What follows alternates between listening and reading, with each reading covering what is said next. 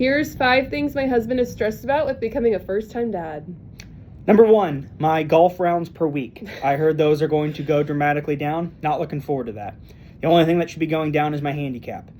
Number 2, the whooping cough shot. Some OBG, some alphabet lady told me that I need to get a shot because I don't know, but I don't do shots, so not looking forward to that. Number 3, diapers.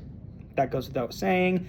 Number 4, Landman. If you've seen Landman and you've seen the mother-daughter duo, that's a legitimate nightmare. Don't want that to happen in my world.